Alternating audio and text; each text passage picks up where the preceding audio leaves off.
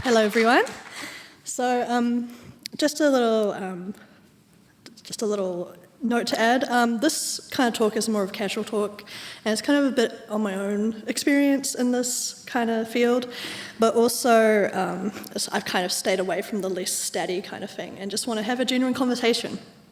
So, who am I? My name is Piper, and I just graduated Massey University in concept design, and you also might know me from NZGDC last year, speaking in speaking about my video game in foraging culture. I also just started at Pik Pok.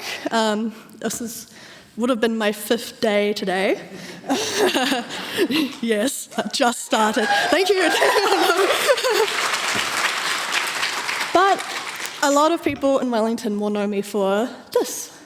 I go by Mango Cat, and I sell mostly, before this, I was a sticker artist at the Wellington Collective, and been doing that for about 4 years, which has been very crazy during uni, but of course, so much fun.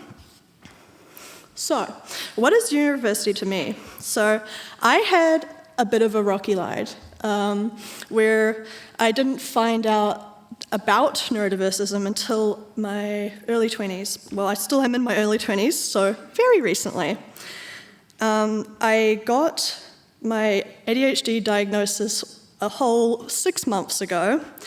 Yes, with a side of autism, which was lovely to hear. And I have been borderline self-diagnosed dyslexic from my English teachers in year 11, I don't have a script because I can't read it and I will muck it up multiple times. If I look at my speaker notes, it is this. Yes, let me just consult them for a second. But yeah, growing up, it was very, very difficult to being undiagnosed and coming from a very, probably also undiagnosed academic family. And I found a lot of comfort in the games and the creative community. Early on, I surrounded myself in cosplay and fashion design, winning multiple costume design costumes, like in my Little Red Riding Hood outfit there, which I all made. And very recently, I've been gallivanting around Armageddon dressed as the Lamb from Cult of the Lamb. I also have found a lot of comfort in video games. I had my own PC when I was 4 years old, with my parents also being web developers, and I've always had this sort of enamor and comfort in the gaming community when I felt stressed or overloaded. Neurodiversity in gamers. So, there are quite a few, but more importantly, the neurodiverse community themselves play so much games. There is a very cool recent survey that happened in April, surveying kids in the US and the UK, and they found out that 90% of the neurodiverse kids had interactions with video games, and a whopping 99% has interacted with content on YouTube.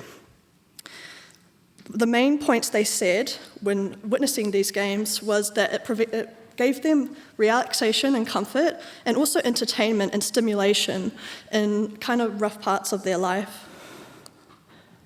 And that goes into what I found personally, why the gaming space is so important, and also why a lot of the data said, which was because it offers a relaxing space when feeling overwhelmed, a space with a less overwhelming idea to socialize, and also a safe place to unmask, which comes less and less often these days.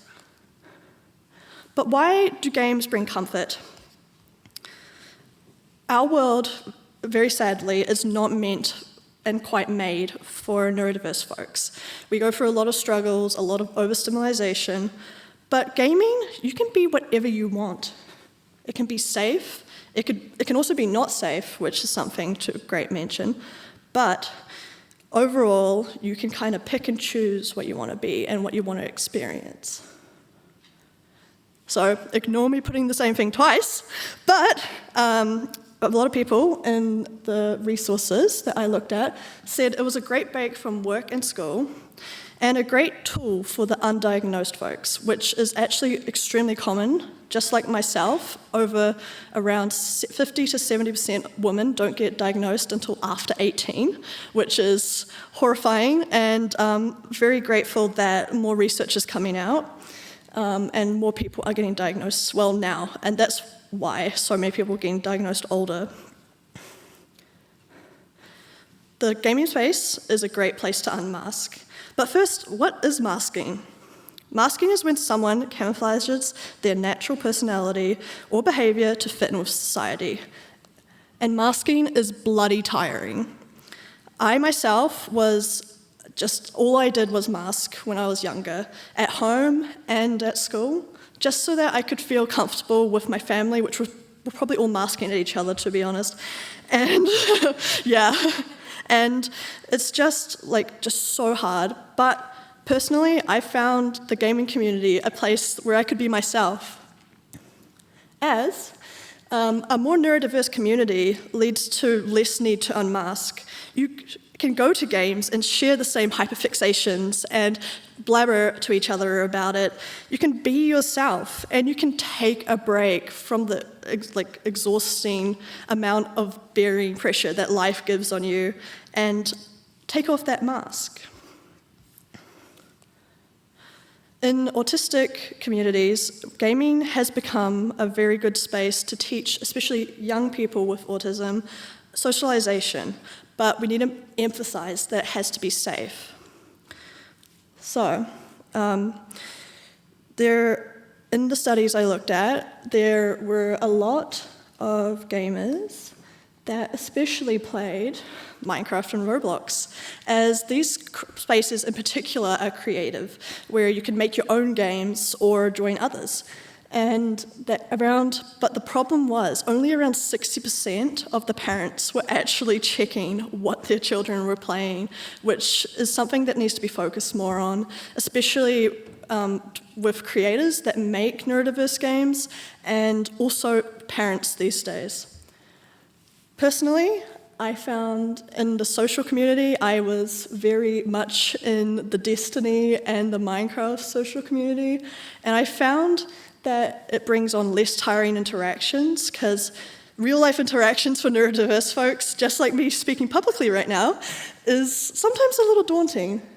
And also, I have a lot of, my best friend is very far away, and sometimes I naturally forget people, and that is very common with people with ADHD. If I don't see you, you're not there. Where video games add that interaction so that I can actually remember everyone and I don't forget my best friend one day. And then it also gains for in-life interactions, which means we need to kind of associate that with not being chronically online, but using it as an experience to start learning from people that we talk to. Now, neurodiversity in game-making communities. Now, I feel like this is a little tight, where I feel like neurodiversity is very common in creative communities. There's something about the comfort in it, and that's why I personally was really drawn to it. I always knew I just wanted to be somewhere creative, and last year at NZGDC, that community made me feel so welcome that I was like, this is what I'm gonna do. Personally, I wrote down some of the things that are in the workplace that I find make me way more comfortable, like the time flexibility, being able to kind of work on and off to what's comfortable. It's great for hyper-focusing. Working on something you love is so great. And a few other things like deadlines and detailed work just keeps neurodiverse folks going. Okay, so I really hope this works. Okay. So, can we get a show of hands for people in this room that have been diagnosed with a form of neurodiversity, like autism and dyslexia counted and anxiety counted too? Yep. Can we also get a show of hands of people that might, keep your hands up, everyone keep your hands up, okay. And can we get a show of hands of people that might think so, like not diagnosed, but you really are questioning it, right? And then, can you also raise your hand if you know someone in the community that does it? Even the people next to you. Yeah, see, this is what I'm talking about. This is why it's so important to keep aware, because We are everywhere. Your neighbor could be neurodivergent and you wouldn't know. So this brings me to the end. What can we do?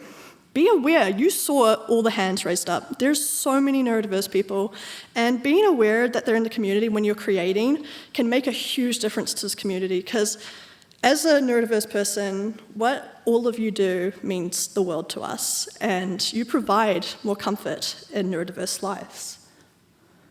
Help each other, especially with your neurodiverse workmates. If you see someone struggling or feeling a little overwhelmed or a little nervous, just reach out. Most of the time, just saying hey, are you okay, can mean the world to someone.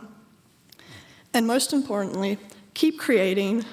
You guys are doing such amazing work, and it truly means the world to neurodiverse communities, as you're creating a safe place for children like I was, that was just really confused and lost and scared. And these communities meant the world to me, and I'm sure it means the world to a lot of other little girls and little people and everyone out there. And that's it. Thank you so much for listening to my talk, and yeah. Great talk, thank you. Just sort of from a personal standpoint, do you have a flavor of games that really tickles your particular neurodivergency? Because yes. I'm really interested in the types of kind of neurodivergence and disabilities that are attracted to different types of games, right? Like, I'm in a game called Second Life that is all about, like personal customization. And apparently, like, up to 50% of the user base is physically disabled, which is really, really interesting. So I'm kind of wondering, do you think there's, like, I don't know, a particular type of game, obviously we have Minecraft, that draws in the neurodivergent crowd? Yep, so I also forgot to add, in the surveys, they said that action and adventure and puzzle games were what mostly drew the neurodiverse crowd. And personally, I can really agree with that, because my favorite games are like survival games and games that have games within games, like almost the chance to like divert and go a different way. That's why Minecraft's so appealing to me, because I can be in the mines grinding 1 second and then picking flowers the next minute, And I think it's really attractive to neurodiverse people to have diverse, almost like diverse gameplay in the game and have an array and lots of little mini games and tidbits, as it's just so appealing. You said you were dyslexic. Have you noticed anything in games that have like aided with your dyslexia, helping you to like read and stuff? Yes, so I am the type of dyslexic that can read decently, but everything that comes out is backwards and all put to front. So that's why public speaking is sometimes a little scary, and I don't have keynotes, because if I read the keynotes, they're gonna be backwards, and that's why these are my keynotes, because this makes me feel a little better. But I find I don't read things in games a lot of the time. Like, I will not read instructions. I would rather go out of spite and go in blind. And that's why I find visual games sometimes really appealing, and where you can just do your own thing. Kind of like, that's why I really like Elden Ring as well, because there's not much, there is a plot, but you can also just go off and do your own thing, Yeah.